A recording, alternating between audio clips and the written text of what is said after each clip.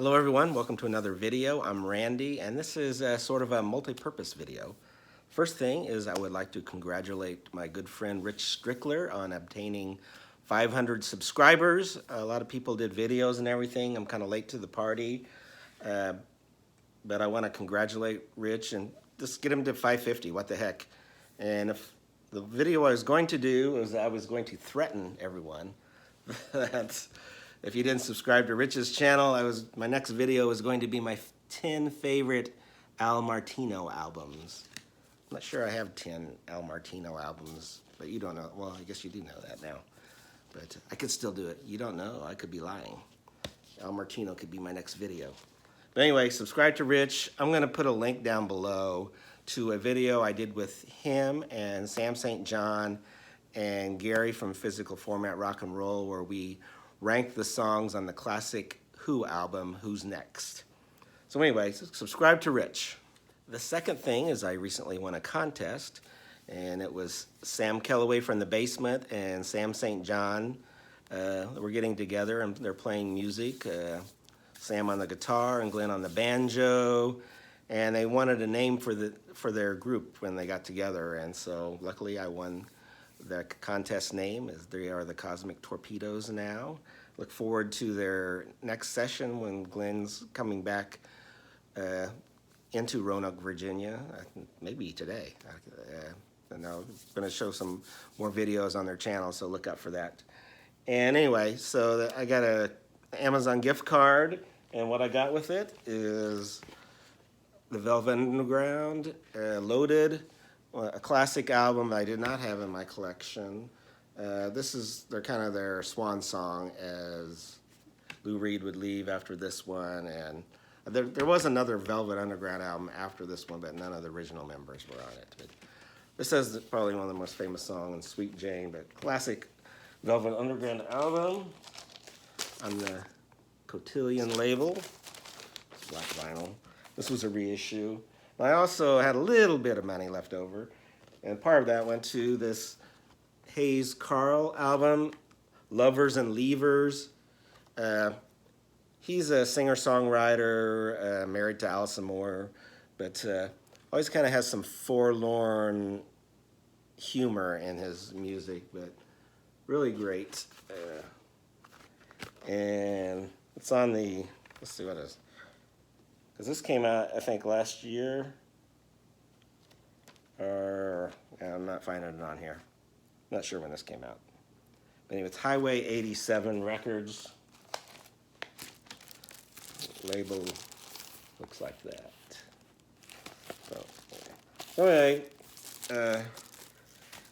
great to see the Cosmic Torpedoes in action, and thanks for the contest, guys. And now I'm on to the next thing. The last thing I'm going to do is Randall Weaver, or Randy's been showing his 10 favorite albums for each letter in the alphabet, and it's by title of the album and not the artist, which is kind of different. And he's in the O's, right? Well, the last one he did was in the O's, so that's one I'm going to do. Maybe hop in here and there on his little excursion, but so might as well get started. There's 2 O's that I didn't include, one because I don't have it on record, and that's Oh Mercy. It's one of my favorite Bob Dylan albums. And he showed this Echo and the Bunnymen, Ocean Rain, so I'm not going to include that. So let's get started. First one is Roy Loney and the Phantom Movers, and his album Out After Dark. Now, he was originally in the Flamin' Groovies. This album came out in 1979 on Solid Smoke, but it's a really fun album. Rockin' in the Graveyard would be one I would suggest to check out. Phantom Mover is pretty good too. He does a pretty cool version of Return to Sender, the one Elvis made famous, written by Otis Blackwell and Winfield Scott. And there's the Solid Smoke label. They also put out some reissues of some albums too. Like I got a doo-wop one, I think, from the Shepherds, done by Solid Smoke. All right, I remember if I even called out the O, Out After Dark, did I? I don't remember. Anyway, so that's the first one. Second one is an album called One of the Boys by Roger Daltrey. Of course, a lot of people know who are my favorite group. Roger Daltrey, of course, is the lead singer. I think this is his best solo album. It's got Avenging Annie, a song I really love, and Say It Ain't So, Joe. But fine album. I don't think it's as good as the Townsend solo albums, but it's pretty darn good on the MCA label. And that's my number 2. I didn't put these in any order, so they're just 10. Next one I'm going to show is Bobby Gentry's debut, Ode to Billy Joel. Ode to Billy Joe, which she's from Chickasaw County, Mississippi, and kind of what they call a Mississippi Delta country folk rock. Got her own unique sound. I think all of her albums are good. And she was like one of the first to be writing and helping produce her own music. But great artist, and Bobby Gentry. And Ode to Billy Joe, my O, on the Capitol label. Next is On the Line by Gary U.S. Bonds. This is an album he did with Bruce Springsteen helping him out. Of course, he was known for his early 60s hits like Quarter to Three. But on this album, he does a bunch of Bruce Springsteen songs, like Love's on the Line, it's a great one, Out of Work. I think Bruce wrote both of those, if I look for sure. Yeah, Out of Work by Springsteen and Love's on the Line, both written by Bruce. He wrote most of the songs on this album, and it's really a good rock album to check out. Gary U.S. Bonds, On the Line. Next is the power pop group Off Broadway, and their album is On. So you got the little light switch going off and on. But if you just like pure pop music, this is a great one to check out. Check out the song Stay in Time, which got some radio play, and that's probably why I bought that album, because I heard that song. This came out in sometime in the 80s. Or no, 79. I was wrong about that. 1979, On. All right, next I have the great Guy Clark and his album Old Friends for the O. Now, I don't know, it's just on a table there. I don't know if it's a table he built, because he had a workshop where he wrote a lot of his songs. He got all these tools around. He did woodworking, and he would write music in there. Had a big bench that he had built. And I just went to Nashville and to the Country Music Hall of Fame, and they recreated his workplace, you know, with his workbench and his workshop with all his tools. It's pretty cool. The great Guy Clark, wonderful singer-songwriter. This is on the Sugar Hill label. And all through on Good Love After Bad is a really good one on here. Indian Cowboy, Doctor, Good Doctor. But this, you know, all of his albums have such great songs because he's such a good songwriter. And did he write? Let's see. I want to make sure I was. Oh, Heavy Metal is another good one on here. I was trying to look on here. He also does a Townes Van Zandt song on here, To Live Is to Fly.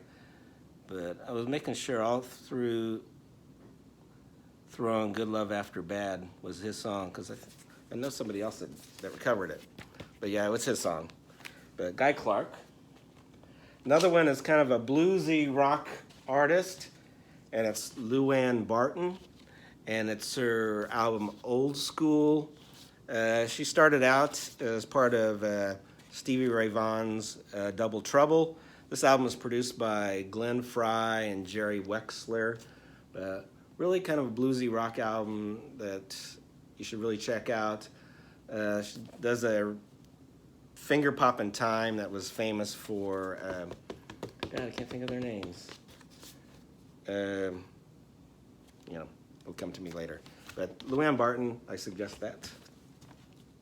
And the Luanne Barton album was actually on the Asylum label. And Finger Poppin' Time was Hank Ballard and the Midnighters that originally did that. She does a great version on here. And so next O is Odessa. This is an album by the Bee Gees, 2-record set, concept album. Odessa is the city on the Black Sea. This has some great songs on here. Edison is the one to check out. Sound of Love. I Laugh in Your Face. It's a great album from, what year did this come out? It doesn't say on here, and I'm not sure when this came out. Anyway, Odessa, the Bee Gees. It was 1969 on Odessa. Next is the Odds and Sods from The Who. And this is an album of some of their released only on 45 singles, songs that weren't on any rock album, and some extras. This is a 2-record set that came out for Record Store Day, where they added some tracks on here. But one of my favorite Who songs, of course, is on this one, and that is Pure and Easy. That was originally set for the Lifehouse sessions, but it didn't make it onto the Who's Next album. But it's kind of cool.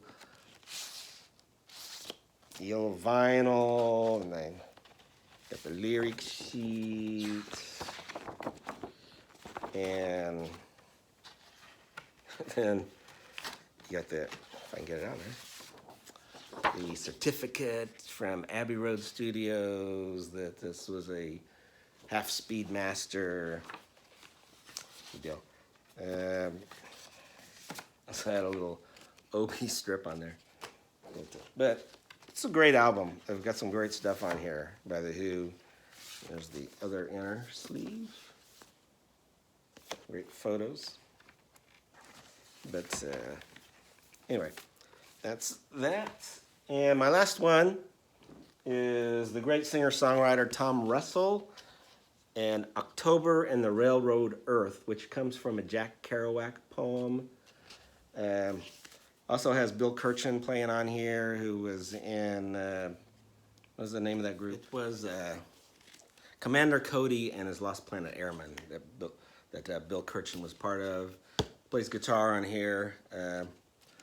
Tom Russell, great singer-songwriter. There's a picture of him there. He was a favorite of David Letterman and appeared on David Letterman's show several times.